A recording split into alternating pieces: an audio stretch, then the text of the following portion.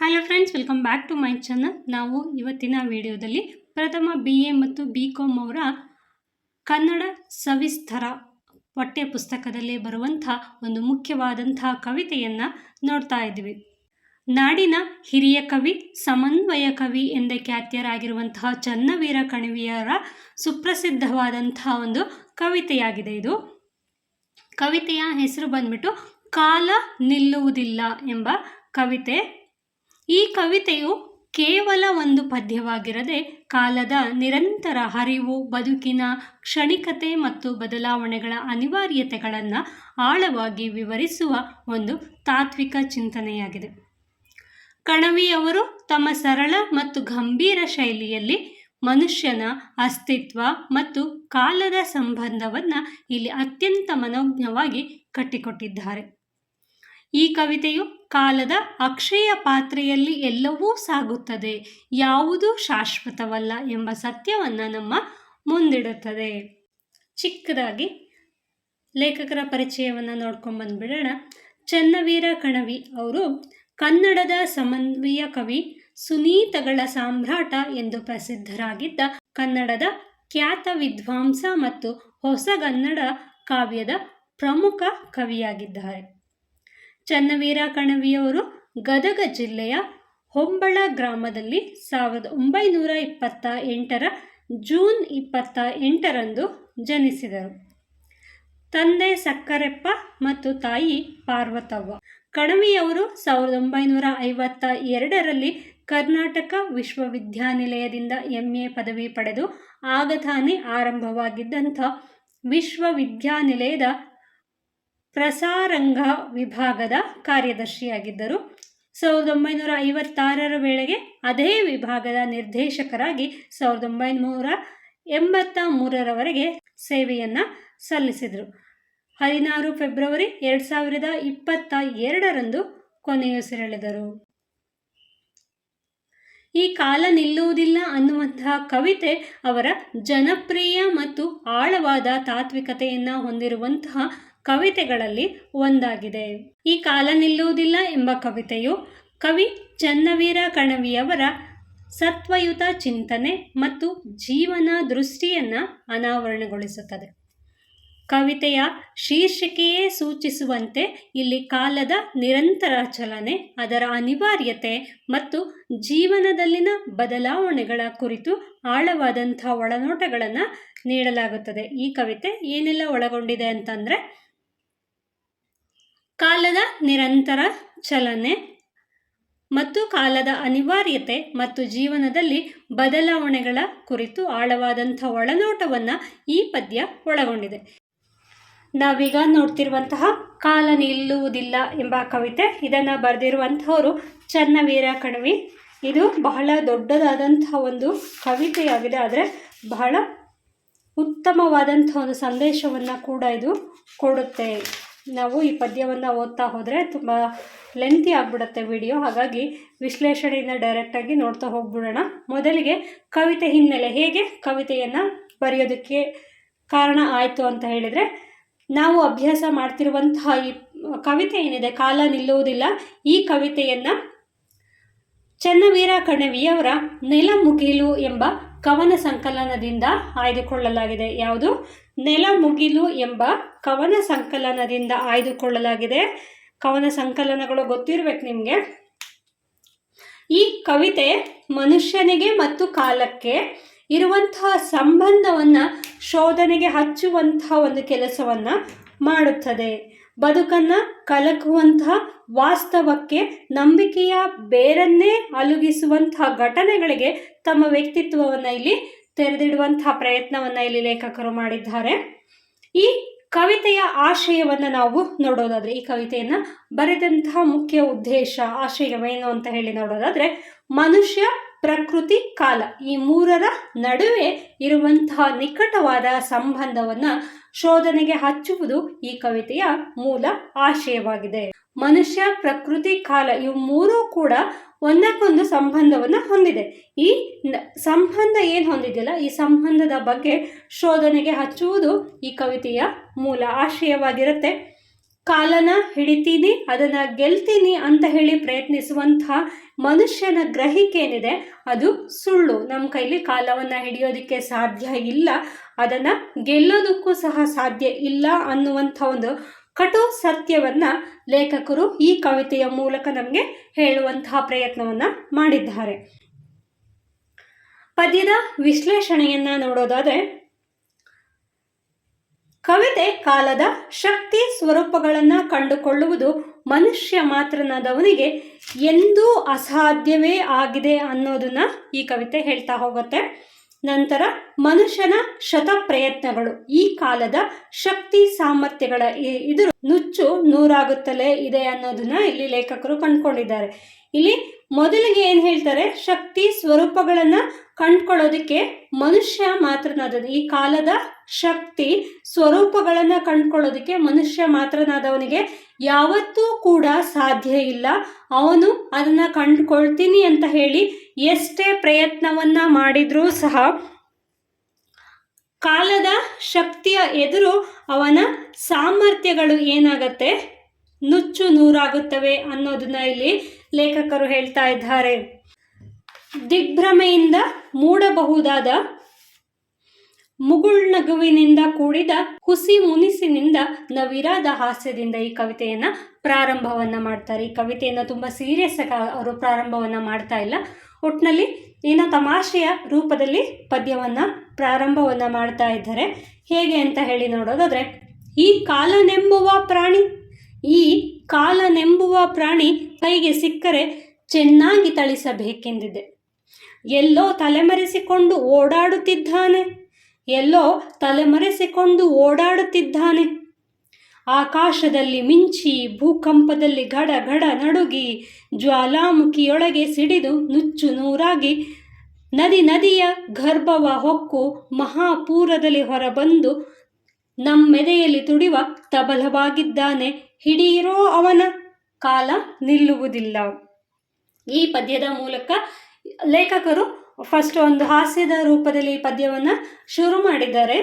ಈ ಕಾಲ ಅನ್ನುವಂಥದ್ದನ್ನ ಒಬ್ಬ ವ್ಯಕ್ತಿ ಅಥವಾ ಪ್ರಾಣಿ ಅಂತ ಹೇಳಿ ನಾವು ಕನ್ಸಿಡರ್ ಮಾಡಿದ್ರೆ ಅವನು ಹೇಗೆ ಓಡ್ತಾ ಇದ್ದಾನಲ್ಲ ಅದನ್ನು ನಮ್ಮ ಕೈಲಿ ಹಿಡಿಯೋದಕ್ಕೆ ಸಾಧ್ಯನೇ ಆಗ್ತಿಲ್ಲ. ಹಾಗಾಗಿ ನಮ್ಗೇನಾಗ್ತಿದೆ, ಕೋಪ ಬರ್ತಿದೆ. ಕೋಪ ಬಂದಾಗ ನಮಗೇನಾದರೂ ಆ ಫ್ರಸ್ಟ್ರೇಷನ್ನ ಯಾರ ಮೇಲಾದರೂ ತೀರಿಸ್ಬೇಕು ಅಂತಂದರೆ ಅವ್ರು ಸಿಕ್ಕರೆ ಸರಿಯಾಗಿ ಹೊಡಿಬೇಕು ಅಂತ ಅನಿಸುತ್ತಲ್ವ.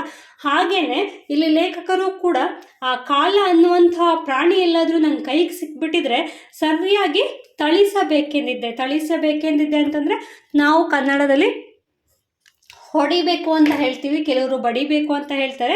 ಒಂದೊಂದು ಕಡೆ ಒಂದೊಂದು ಭಾಷೆ ಒಂದೊಂದು ಪದಗಳು. ನಾವು ಹೊಡಿಬೇಕು ಅಂತ ಅಂದ್ಕೊಂಡಿದ್ದೆ ಅಂತ ಹೇಳ್ತೀವಿ. ಎಲ್ಲೋ ತಲೆಮರೆಸಿಕೊಂಡು ಓಡಾಡ್ತಿದ್ದ ಅವನು ಏನು ಮಾಡ್ತಿದ್ದಾನೆ, ನಮ್ಮ ಕೈಗೆ ಸಿಗ್ತಿಲ್ಲ, ಕಣ್ಣಿಗೂ ಕಾಣಿಸ್ತಾ ಇಲ್ಲ, ಅವನು ಕದ್ದು ಓಡಾಡ್ತಾ ಇದ್ದಾನೆ. ಅವನು ಯಾವ ರೀತಿ ನಾವು ಕಾಲವನ್ನು ಗುರುತಿಸ್ತಾ ಇದ್ದೀವಿ ಅಂತಂದರೆ, ಆಕಾಶದಲ್ಲಿ ಮಿಂಚಿನ ರೂಪದಲ್ಲಿ ಕಾಣಿಸ್ಕೊಳ್ತಾನೆ, ಭೂಕಂಪದಲ್ಲಿ ಗಡಗಡ ಅಂತ ಹೇಳಿ ಸೌಂಡನ್ನು ಮಾಡ್ತಾನೆ, ಜ್ವಾಲಾಮುಖಿಯೊಳಗೆ ಸಿಡಿದು ನುಚ್ಚು ನೂರಾಗಿ ನದಿಯ ಗರ್ಭದಲ್ಲಿ ಅವನು ಸೇರ್ಕೊಳ್ತಾ ಇದ್ದಾನೆ, ಮಹಾಪೂರದಲ್ಲಿ ಹೊರಬಂದು ನಮ್ಮೆದೆಯಲ್ಲಿ ತುಡಿಯುವಂಥ ತಬಲವಾಗಿದ್ದಾನೆ. ಈ ಕಾಲ ಅನ್ನುವಂಥದ್ದು ಎಷ್ಟು ವಿಚಿತ್ರವಾಗಿದೆ, ಇದನ್ನು ನಮ್ಮ ಕೈಲಿ ಹಿಡಿಯೋದಕ್ಕೆ ಸಾಧ್ಯವಾಗ್ತಿಲ್ಲ ಅನ್ನೋದನ್ನ ಇಲ್ಲಿ ಲೇಖಕರು ಹೇಳ್ತಾ ಇರುವಂಥದ್ದು. ಸೃಷ್ಟಿಯ ಸಮಸ್ತ ಚಟುವಟಿಕೆಗಳಿಗೂ ಕಾಲ ಸಾಕ್ಷಿಯಾಗಿರ್ತದೆ. ಈ ಸೃಷ್ಟಿಯಲ್ಲಿ ಅಂದರೆ ಈ ಭೂಮಿಯಲ್ಲಿ ನಡೆಯುವಂಥ ಯಾವುದೇ ಒಂದು ಕೆಲಸ ಆಗಬೇಕು ಅಂತಂದ್ರೂ ಕೂಡ ಎಲ್ಲ ಚಟುವಟಿಕೆಗಳೂ ಕೂಡ ಕಾಲ ಸಾಕ್ಷಿಯಾಗಿರುತ್ತದೆ. ಕಾಲವನ್ನು ಇಲ್ಲಿ ಲೇಖಕರು ವ್ಯಕ್ತಿಯಾಗಿ ಅಥವಾ ಪ್ರಾಣಿಯಾಗಿ ನೋಡ್ತಾ ಇದ್ದಾರೆ. ಹಾಗಾಗಿ ಸಮಸ್ತ ಚಟುವಟಿಕೆಗೂ ಕಾಲ ಸಾಕ್ಷಿಯಾಗಿರುತ್ತಾನೆ ಅಂತ ಹೇಳ್ತಾ ಇದ್ದಾರೆ. ಯಾಕೆ ಸಾಕ್ಷಿಯಾಗಿರ್ತಾನೆ ಅಂತಂದರೆ, ನಾವು ಈ ಕಾಲದಲ್ಲಿ ಭೂಕಂಪ ನಡೆಯಿತು ಅಂತ ಹೇಳಿ ಗುರುತಿಸ್ತೀವಿ.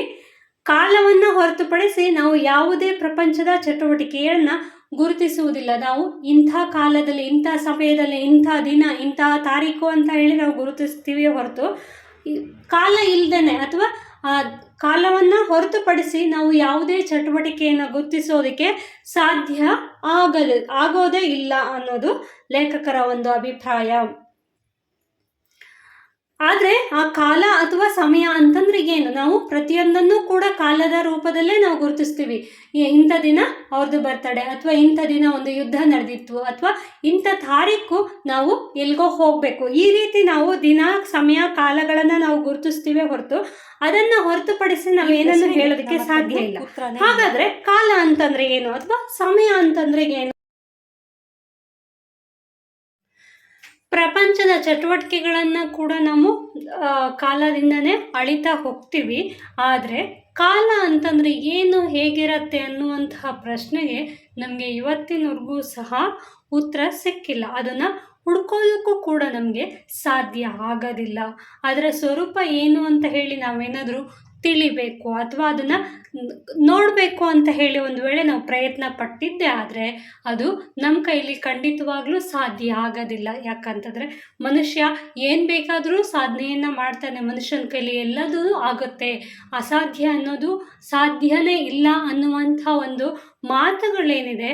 ಆದರೆ ಈ ಕಾಲದ ಮುಂದೆ ಅದೆಲ್ಲ ಸುಳ್ಳು. ಕಾಲವನ್ನು ಯಾವುದೇ ಕಾರಣಕ್ಕೂ ಹಿಡಿದು ನಿಲ್ಲಿಸೋದಕ್ಕೆ, ಕಾಲವನ್ನು ಗುರ್ಸೋದಕ್ಕೆ ಯಾರ ಕೈಯಿಂದನೂ ಸಾಧ್ಯ ಇಲ್ಲ. ಅದು ಯಾವತ್ತೂ ಕೂಡ ಅಸಾಧ್ಯವಾದಂಥ ಒಂದು ಕೆಲಸನೇ ಅನ್ನುವಂಥದ್ದು ಈ ಒಂದು ಪದ್ಯದಲ್ಲಿ ಲೇಖಕರು ಹೇಳುವಂಥ ಒಂದು ಸತ್ಯವಾದ ವಿಚಾರವಾಗಿದೆ. ಪ್ರಸ್ತುತ ಈ ಕವಿತೆಯಲ್ಲಿ ಕವಿ ಕಾಲದ ವಿವಿಧ ಆಯಾಮಗಳನ್ನು ವಾಸ್ತವ ದೃಷ್ಟಿಕೋನದಿಂದ ಶೋಧಿಸುತ್ತಾ ಹೋಗೋದನ್ನು ನಾವಿಲ್ಲಿ ಗುರುತಿಸಬಹುದಾಗಿದೆ. ಹಾಗೆಯೇ ನಾವು ಕಾಲವನ್ನು ಹಿಡಿಯೋದಕ್ಕೆ ಅಸಾಧ್ಯ ಅಂತ ಗೊತ್ತಿದ್ದೂ ಕೂಡ ಲೇಖಕರು ಏನಂತಾರೆ, ಹಿಡಿಯಿರು ಅವನ ಅಂತ ಹೇಳ್ತಾ ಇದ್ದಾರೆ. ಕಾಲವನ್ನು ಹಿಡಿಯೋದಕ್ಕೆ ಹೋಗಿ ಮನುಷ್ಯ ಸೋತ ವ್ಯಥೆಯನ್ನು ಅವರು ಈ ರೀತಿ ವಿವರಿಸ್ತಾ ಹೋಗ್ತಾರೆ. ಗಡಿಯಾರದಲ್ಲಿವನ ಹಿಡಿದು ಗಾಣವಾಡಿಸಲು ಹೆಣಗಿದ್ದೇವೆ. ಗಡಿಯಾರದಲ್ಲಿವನ ಹಿಡಿದು ಗಾಣವಾಡಿಸಲು ಹೆಣಗಿದ್ದೇವೆ. ಹೊತ್ತು ಬಂದಾಗ ಕತ್ತೆಯ ಕಾಲು ಹಿಡಿದು ಒದೆಸಿಕೊಂಡಿದ್ದೇವೆ. ತುಡಿವೆದೆಗೆ ಕಿವಿ ಕೊಟ್ಟು ಮಿಡಿವ ನಾಡಿಯ ಹಿಡಿದು ನೋಡಿದ್ದೇವೆ. ತುಡಿವೆದೆಗೆ ಕಿವಿ ಕೊಟ್ಟು ಮಿಡಿವ ನಾಡಿಯ ಹಿಡಿದು ನೋಡಿದ್ದೇವೆ. ಒಳ ಹೊರಗೆ ಉಸಿರು ಆಡುತ್ತಿದೆ ನೀರಾಯಸ. ಬಯಲು ಆಲೆಯದೊಳಗೋ ಆಲೆಯೂ ಬಯಲೊಳಗೋ.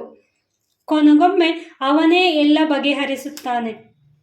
ಕೊನೆಗೊಮ್ಮೆ ಅವನೇ ಎಲ್ಲ ಬಗೆಹರಿಸುತ್ತಾನೆ. ಯಾರಿಗೂ ಅವಸರವಿಲ್ಲ ತಾನೇ. ಈ ಕುದುರೆ ಏರಿ ಲಗಾಮು ಬಿಗಿ ಹಿಡಿದು ಸವಾರಿ ಮಾಡುವುದಷ್ಟು ಸುಲಭವಲ್ಲ. ನಮ್ಮೆದೆಯ ಮೇಲೆಯೇ ಕಾಲಿಟ್ಟು ಓಡಿ ಹೋಗುವುದ, ನಮ್ಮೆದೆಯ ಮೇಲೆಯೇ ಕಾಲಿಟ್ಟು ಓಡಿ ಹೋಗುವುದ ನಾವೆಷ್ಟು ಸಲ ಅನುಭವಿಸಿಲ್ಲ, ನಾವೆಷ್ಟು ಸಲ ಅನುಭವಿಸಿಲ್ಲ. ಸೆಕೆಂಡು, ಮಿನಿಟು, ತಾಸುಗಳ ಹಾಸು ಹೊಕ್ಕಿನಲ್ಲಿ ಅಲ್ಲೊಂದು ಇಲ್ಲೊಂದು ಬಣ್ಣದ ನೂಲು. ಬೆತ್ತಲೆ ಬದುಕ ಸುತ್ತಿ ತೋರಿಸುತ್ತಿದೆ ಢಾಲು. ಬೆತ್ತಲೆ ಬದುಕ ಸುತ್ತಿ ತೋರಿಸುತ್ತಿದೆ ಡಾಲು. ಹೆಜ್ಜೆ ಇಟ್ಟಲ್ಲೆಲ್ಲ ಜೋಲು ಹಿಡಿದಿದೆ ಮಣ್ಣು. ಹೆಜ್ಜೆ ಇಟ್ಟಲ್ಲೆಲ್ಲ ಜೋಲು ಹಿಡಿದಿದೆ ಮಣ್ಣು. ಧುಮುಕುತ್ತಿದೆ ನೀರು, ಧುಮುಕುತ್ತಿದೆ ನೀರು. ಮೈಸುತ್ತಿ ಒಳಹೊಕ್ಕು ನೋಡಿದೆ ಗಾಳಿ, ಮೈಸುತ್ತಿ ಒಳಹೊಕ್ಕು ನೋಡಿದೆ ಗಾಳಿ. ಹದ್ದು ಮೀರಿದೆ ಬಯಲು, ಬೆಳಕು ಕತ್ತಲೆ ಕುಂಡದಲ್ಲಿ ಮುಳುಗುತ್ತಿಹೆವು. ದಿನವೊಂದಕ್ಕೂ ನಿದ್ದೆ ತಿಳಿದೆದ್ದಾಗ ಭೂಮಿಯ ಆಕಾಶಕ್ಕೆ ದೊಡ್ಡ ಬಿರುಕು. ಕಾಲ ನಿಲ್ಲುವುದಿಲ್ಲ. ಕಾಲವನ್ನು ಹಿಡಿಯೋದಕ್ಕೆ ಅಥವಾ ಕಾಲವನ್ನು ಗುರುತಿಸೋದಕ್ಕೋಸ್ಕರ ಮನುಷ್ಯ ಏನು ಮಾಡ್ದ, ಗಡಿಯಾರವನ್ನು ಕಂಡುಹಿಡ್ದ, ಗಂಟೆಗಳ ವ್ಯವಸ್ಥೆಯನ್ನು ಮಾಡಿಕೊಂಡ, ದಿನ, ತಿಂಗಳು, ವರ್ಷ, ಶತಮಾನಗಳನ್ನು ಕಂಡುಹಿಡ್ಕೊಂಡು ಹೋಗ್ತಾ ಇದ್ದಾನೆ ಅಥವಾ ಸಾಕ್ತಾ ಇದ್ದಾನೆ. ಆದರೆ ಈ ಎಲ್ಲ ವ್ಯವಸ್ಥೆಯೊಳಗೆ ಕಾಲದ ಆಘಾತದ ಶಕ್ತಿ, ಸಾಮರ್ಥ್ಯ ಎಂದೂ ಬಂದಿಯಾಗಿಲ್ಲ. ಮನುಷ್ಯ ಏನನ್ನೇ ಮಾಡ್ಬೋದು, ಯಾವುದೇ ಪ್ರಯತ್ನವನ್ನು ಮಾಡ್ಬೋದು, ಆದರೆ ಕಾಲವನ್ನು ಹಿಡಿಯೋದಕ್ಕೆ ಮನುಷ್ಯನ ಕೈಲಿ ಸಾಧ್ಯ ಆಗಿಲ್ಲ. ಅದು ತನ್ನದೇ ಗತಿಯಲ್ಲಿ ಸಾಗ್ತಾ ಹೋಗುತ್ತೆ. ಮನುಷ್ಯ ಇತಿಹಾಸವಾಗಲಿ ಪ್ರಕೃತಿ ಇತಿಹಾಸವಾಗಲಿ ಮನುಷ್ಯನ ಮಿತಿ ಮೇರೆಗೆ ನಿಲುಕುವಂಥದ್ದಲ್ಲ. ಮನುಷ್ಯನ ಇತಿಹಾಸ ಏನು ನಡೆದು ಹೋಗಿದೆ ಅಥವಾ ಪ್ರಕೃತಿಯಲ್ಲಿ ಏನೆಲ್ಲ ನಡೆದು ಹೋಗಿದೆ ಅಂಥ ವಿಚಾರವನ್ನು ಮನುಷ್ಯ ಯಾವತ್ತೂ ಕೂಡ ಹಿಡಿಯೋದಕ್ಕೆ ಸಾಧ್ಯ ಆಗಿಲ್ಲ. ಅದು ಮನುಷ್ಯನ ಮಿತಿ ಅಂತಂದರೆ ಒಂದು ಲಿಮಿಟಲ್ಲಿ ಅದು ಯಾವತ್ತೂ ಕೂಡ ಮನುಷ್ಯನ ಮಿತಿಗೆ ಅದು ಸಿಕ್ಕಿಲ್ಲ, ಅದು ಸಿಕ್ಕುವಂತಹದ್ದು ಕೂಡ ಅಲ್ಲ. ಆದ್ದರಿಂದಲೇ ಭವಿಷ್ಯವನ್ನು ಕುರಿತು ಏನೇನೋ ಲೆಕ್ಕಾಚಾರ ಮಾಡಲು ಹೋಗಿ ಮನುಷ್ಯ ಮುಗ್ಗರಿಸಿದ್ದಾನೆ. ಹಾಗಾಗಿ ಕೆಲವೊಂದಷ್ಟು ವಿಚಾರದಲ್ಲಿ ನಿಜ ಇರ್ಬೋದು ಭವಿಷ್ಯವನ್ನು ನೋಡೋದು, ಇನ್ನು ಕೆಲವೇನಾಗುತ್ತೆ ಅವು ಲೆಕ್ಕಾಚಾರಗಳು ತಪ್ಪಾಗುತ್ತೆ. ಎಲ್ಲದೂ ಕೂಡ ಪರ್ಫೆಕ್ಟ್ ಆಗಿ ಹೀಗೆ ಆಗುತ್ತೆ ಅಂತ ಮನುಷ್ಯನ ಕೈಲಿ ಇವತ್ತಿನವರೆಗೂ ಕೂಡ ಲೆಕ್ಕಾಚಾರವನ್ನು ಹಾಕಕ್ಕೆ ಆಗಿಲ್ಲ. ಹಾಗಾಗಿ ಇಲ್ಲಿ ಲೇಖಕರು ಏನು ಹೇಳ್ತಾ ಇದ್ದಾರೆ, ಭವಿಷ್ಯವನ್ನು ಕುರಿತು ಮುಂದೆ ಏನಾದರೂ ಹೀಗೆ ಆಗ್ಬೋದು ಅಂತ ಹೇಳಿ ಯಾವುದಾದ್ರೂ ವಿಚಾರವನ್ನು ಕುರಿತು ಲೆಕ್ಕಾಚಾರ ಮಾಡೋದಕ್ಕೆ ಹೋಗಿ ಅವನೇನು ಮಾಡಿದ್ದಾನೆ, ಮುಗ್ಗರಿಸಿದ್ದಾನೆ. ಹೊತ್ತು ಬಂದಾಗ ಕತ್ತೆಯ ಕಾಲು ಹಿಡಿದು ಒದಿಸಿಕೊಂಡಿದ್ದಾನೆ. ಅಂದರೆ ಇಲ್ಲಿ ಒಂದು ಗಾದೆಯನ್ನು ಹೇಳ್ತಾರೆ, ಕಾಲ ಬಂದಾಗ ಕತ್ತೆ ಕಾಲು ಹಿಡಿಬೇಕು ಅಂತ ಒಂದೇನೋ ಗಾದೆ ಹೇಳ್ತಾರೆ. ಹಾಗೇನೆ ನಾವು ಹೊತ್ತು ಬಂದಾಗ ಕತ್ತೆಯ ಕಾಲನ್ನು ಹಿಡಿದು ಕೂಡ ಒದಿಸ್ಕೊಂಡಿದ್ದೀವಿ. ಅಂದರೆ ಕಾಲವನ್ನ ಹಿಡಿದೆವೆಂಬುದು ಎಂದಿಗೂ ಅಸಾಧ್ಯ. ಮನುಷ್ಯನನ್ನೇ ಅರ್ಥ ಮಾಡಿಕೊಳ್ಳುವುದು ಮನುಷ್ಯನಿಗೆ ಸಾಧ್ಯವಾಗಿಲ್ಲ. ಒಬ್ಬ ಮನುಷ್ಯನ ಅರ್ಥ ಮಾಡಿಕೊಂಡು ಅವನ ಜೊತೆ ಹೊಂದ್ಕೊಂಡು ಹೋಗೋದಕ್ಕೆ ಮನುಷ್ಯನಿಗೆ ಇದುವರೆಗೂ ಸಾಧ್ಯವಾಗಿಲ್ಲ. ಮನುಷ್ಯನ ಈ ಪರಿಸ್ಥಿತಿ 12ನೇ ಶತಮಾನದ ಶಿವಶರಣರ ತಾತ್ವಿಕ ಜಿಜ್ಞಾಸೆಯನ್ನ ಕವಿಗೆ ನೆನಪಿಸುತ್ತದೆ. ಬಯಲು ಆಲಯದೊಳಗು, ಆಲಯವು ಬಯಲೊಳಗು. ಬಯಲು ಮತ್ತು ಆಲಯ ಪದಗಳನ್ನು ಶಿವಶರಣರಲ್ಲಿ ಅಲ್ಲಮ್ಮ ಪ್ರಭು ಹೆಚ್ಚಾಗಿ ಬಳಸಿದ್ದಾರೆ. ಈ ಒಂದು ಪದ್ಯದಲ್ಲಿ ಮಧ್ಯದಲ್ಲಿ ಅವರು ಗಾದೆ ಮಾತುಗಳನ್ನು ಅಥವಾ ಕೆಲವೊಂದಷ್ಟು ವಚನಗಳನ್ನು ಇಲ್ಲಿ ಸೇರಿಸ್ಕೊಳ್ತಾ ಬಂದಿದ್ದಾರೆ. ಹಾಗೆ ಈ ಬಯಲು ಆಲಯದೊಳಗು, ಆಲಯವು ಬಯಲೊಳಗು ಅನ್ನುವಂತಹ ಒಂದು ವಚನವನ್ನು ಬಳಸಿದ್ದಾರೆ. ಅದನ್ನು ಹೇಳಿದ್ಯಾರು, ಅಲ್ಲಮ್ಮ ಪ್ರಭು ಅವರು ಬಳಸಿರುವಂತಹ ಒಂದು ವಚನವನ್ನು ಹೇಳಿದ್ದಾರೆ. ಬಯಲು ಎಂಬ ಪದ ಅನ್ನುವಂಥದ್ದು ಶೂನ್ಯ ಅಥವಾ ನಿರ್ವಾಣ ಮತ್ತು ಕೆಲವೊಮ್ಮೆ ಗುಹೇಶ್ವರ ಲಿಂಗನಿಗೂ ಸಮಾನಾರ್ಥವಾಗಿ ಬಳಸುತ್ತಾರೆ. ಇಲ್ಲಿ ಅಲ್ಲಮ್ಮ ಪ್ರಭು ಬಯಲು ಅನ್ನುವಂತಹ ಪದವನ್ನು ಏನು ಬಳಸ್ತಾರೆ, ಆ ಬಯಲು ಅನ್ನುವಂಥ ಪದವನ್ನು ಶೂನ್ಯ, ನಿರ್ವಾಣ ಮತ್ತು ಕೆಲವೊಂದೊಂದ್ಸತಿ ಗುಹೇಶ್ವರ ಲಿಂಗನಿಗೂ ಕೂಡ ಅವರು ಈ ಪದವನ್ನು ಬಳಸಿದ್ದಾರೆ. ಲೇಖಕರು ಬಳಸಿರುವಂತಹ ಬಯಲು ಆಲಯದೊಳಗು, ಆಲಯವು ಬಯಲೊಳಗು ಅನ್ನುವಂಥ ಒಂದು ಪದಕ್ಕೆ ಅಥವಾ ಈ ಒಂದು ಸಾಲಿಗೆ ನಿರ್ದಿಷ್ಟವಾದಂಥ ಒಂದು ಅರ್ಥವನ್ನು ಇದು ಹೊಂದಿಲ್ಲ. ಉತ್ತರ ಇಲ್ಲದೆ ಇರುವಂಥ ಒಂದು ಪ್ರಶ್ನೆಯಾಗಿರುತ್ತೆ. ಅಂಥ ಒಂದು ಪ್ರಶ್ನೆಗೆ, ಅಂಥ ಜಟಿಲವಾಗಿರುವಂತಹ ಪ್ರಶ್ನೆಗೂ ಕೂಡ ಕಾಲ ಒಂದಲ್ಲ ಒಂದು ಅರ್ಥವನ್ನು ನೀಡುತ್ತದೆ. ಇಲ್ಲಿ ಮನುಷ್ಯನ ಶಕ್ತಿ ಹಿರಿದು ಅಥವಾ ಕಾಲದ ಶಕ್ತಿ ಹಿರಿದು, ಮನುಷ್ಯ ದೊಡ್ಡವನು ಅಥವಾ ಕಾಲ ದೊಡ್ಡದು ಅಂತ ಹೇಳಿ ಪ್ರಶ್ನೆಯನ್ನು ಇಲ್ಲಿ ಲೇಖಕರು ಕೇಳ್ತಾ ಇದ್ದಾರೆ. ಹಾಗಾಗಿ ಅವರು ಈ ಒಂದು ಸಾಲನ್ನು ಬಳಸಿದ್ದಾರೆ. ಬಯಲು ಆಲಯದೊಳಗೋ, ಆಲಯವು ಬಯಲೊಳಗೋ ಎಂಬ ಸಾಲನ್ನು ಇಲ್ಲಿ ಬಳಸಿದ್ದಾರೆ. ಈ ಮನುಷ್ಯ ಏನು ಕಾಲವನ್ನು ಲೆಕ್ಕಾಚಾರವನ್ನು ಹಾಕಿ ನಾನು ಭವಿಷ್ಯವನ್ನು ಹೇಳ್ತೀನಿ ಅಂತ ಹೇಳಿ ಒಂದು ಪ್ರಯತ್ನವನ್ನು ಮಾಡ್ತಾನಲ್ಲ, ಆ ಪ್ರಯತ್ನ ಇದೆಯಲ್ಲ ಬೆತ್ತಲೆ ದೇಹಕ್ಕೆ ಅಂತಂದರೆ ಇಲ್ಲಿ ಬದುಕು ಅನ್ನೋದನ್ನ ಇಲ್ಲಿ ಬೆತ್ತಲೆ ದೇಹ ಅಂತ ಹೇಳಿ ಅವರು ಹೇಳಿದ್ದಾರೆ. ಅಲ್ಲೊಂದು ಇಲ್ಲೊಂದು ಬಣ್ಣದ ನೂಲು ಸುತ್ತಿಕೊಂಡು ಡೌಲು ತೋರಿಸುವಂತೆ ಅಷ್ಟೇ. ಡೌಲು ಅಂತಂದರೆ ಅಹಂಕಾರವನ್ನು ತೋರಿಸೋದು ಅಂತ ಹೇಳಿ ಅರ್ಥವನ್ನು ಕೊಡುತ್ತದೆ. ಈ ಭವಿಷ್ಯವನ್ನು ಲೆಕ್ಕಾಚಾರವನ್ನು ಮಾಡುವಂತಹ ಪ್ರಯತ್ನವನ್ನು ಮನುಷ್ಯ ಮಾಡ್ತಾನೆ. ಅದು ದೇಹಕ್ಕೆ ಅಂದರೆ ಬದುಕಿಗೆ ಎಲ್ಲೋ ಒಂದೊಂದು ಕಡೆ ಅಲ್ಲೊಂದು ಇಲ್ಲೊಂದು ಬಣ್ಣದ ನೂಲನ್ನು ಸುತ್ತುಕೊಂಡು ಅಹಂಕಾರದಿಂದ ತೋರಿಸೋ ರೀತಿ ಕಾಣಿಸುತ್ತೆ. ಇದು ಎಲ್ಲದೂ ಕೂಡ ಮನುಷ್ಯ ಹಾಕುವಂಥ ಲೆಕ್ಕಾಚಾರ ನಿಜ ಆಗಿರಲ್ಲ. ಎಲ್ಲೋ ಅಲ್ಲಿ ಇಲ್ಲಿ ಒಂದೊಂದು ನಿಜ ಆಗ್ಬೋದು ಅನ್ನೋದು ಇಲ್ಲಿ ಲೇಖಕರ ಅಭಿಪ್ರಾಯವಾಗಿರುತ್ತೆ. ಮನುಷ್ಯ ತನ್ನ ಹೆಜ್ಜೆಯನ್ನೂರಲು ಪ್ರಯತ್ನ ಪಟ್ಟಷ್ಟು ಪ್ರಕೃತಿಯವರ ಕೈಗೆ ಸಿಗದೆ ನುಣುಚಿಕೊಳ್ಳುತ್ತದೆ. ಅಂದರೆ ಮನುಷ್ಯ ತನ್ನದೇ ಆದಂತಹ ಸಾಧನೆಯ ಮೂಲಕ ಚರಿತ್ರೆಯನ್ನು, ಕಾಲಮಾನವನ್ನು ಅಳೆಯೋದಕ್ಕೆ ಪ್ರಯತ್ನವನ್ನು ಪಡ್ತಾ ಇದ್ದಾನೆ. ಆದರೆ ಅದು ಬರೀ ಭ್ರಮೆಯಾಗಿದೆ. ಅವನ ಕೈಲಿ ಯಾವುದೇ ಕಾರಣಕ್ಕೂ ಕೂಡ ಅದನ್ನು ಅಳೆಯೋದಕ್ಕೆ ಸಾಧ್ಯ ಆಗಿಲ್ಲ. ಈ ಭ್ರಮೆ ಹರಿದಾಗ ಅವನು ಈ ಭ್ರಮೆ ಏನಿದೆ, ಕಾಲವನ್ನು ನನ್ನ ಕೈಲಿ ಲೆಕ್ಕಾಚಾರ ಮಾಡೋದಕ್ಕೆ ಆಗುತ್ತೆ, ಅದನ್ನು ನನ್ನ ಕೈಲಿ ಮೀರಿಸೋದಕ್ಕೆ ಆಗುತ್ತೆ ಅನ್ನುವಂಥ ಭ್ರಮೆ ಇದೆ ಮನುಷ್ಯನಿಗೆ. ಆ ಭ್ರಮೆಯನ್ನು ಮೀರಿದಾಗ